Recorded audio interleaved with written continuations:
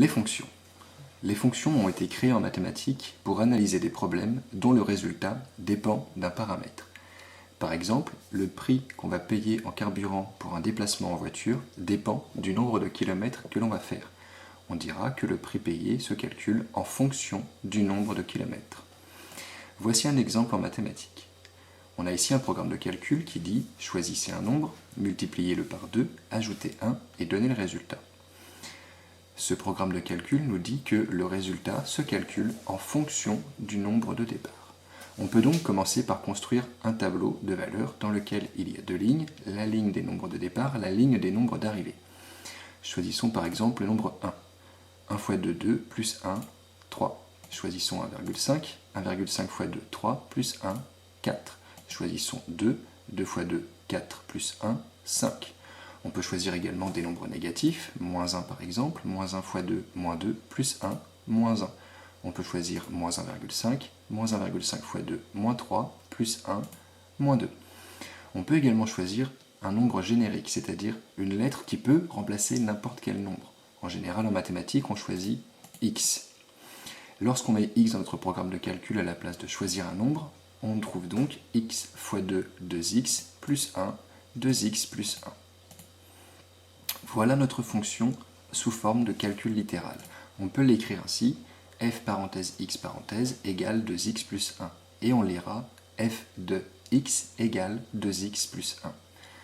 Ça, c'est la forme littérale. Maintenant, une fonction peut se décliner sous la forme d'un graphique. Voici un repère avec l'axe des abscisses, l'axe horizontal, et l'axe des ordonnées, l'axe vertical. La première colonne de notre tableau nous dit 1 au départ, 3 à l'arrivée. Eh bien, nous pouvons placer un point dans ce graphique, 1 au départ, 3 à l'arrivée. 1 en abscisse, 3 en ordonnée. On peut faire de même avec 1,5 et 4.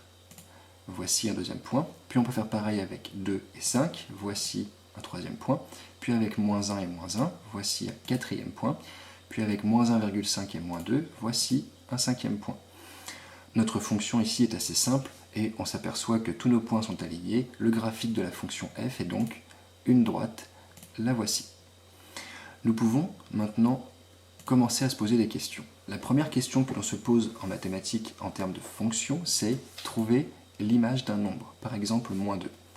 Trouver l'image d'un nombre, ça veut dire si on met le nombre au début, qu'est-ce qui se passe à l'arrivée?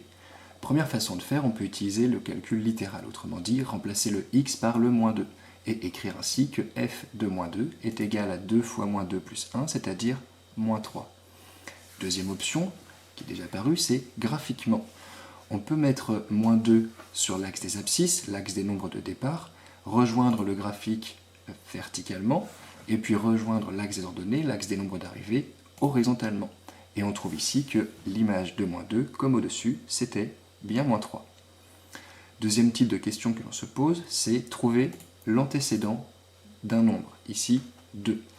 Trouver l'antécédent d'un nombre, c'est qu'est-ce que l'on doit mettre au début de notre fonction pour qu'à l'arrivée, ça donne 2. Première option, on peut utiliser encore le calcul littéral. Qu'est-ce qu'on met à la place de x pour que la fonction 2x plus 1 donne 2? C'est donc une équation. Pour la résoudre ici, il faut d'abord enlever le plus 1 en faisant moins 1 des deux côtés. On obtient ainsi 2x égale 1, puis on divise par 2 des deux côtés et on obtient x égale 0,5. On peut encore ici utiliser le graphique. Pour trouver l'antécédent de 2, il suffit de dire comme 2 est un nombre d'arrivée, on le met sur l'axe des ordonnées, donc l'axe vertical. On rejoint le graphique horizontalement, puis on rejoint l'axe des nombres d'arrivée, l'axe des nombres de départ, l'axe des abscisses verticalement. Et puis on peut donc lire que l'antécédent de 2, c'est 0,5. Voilà.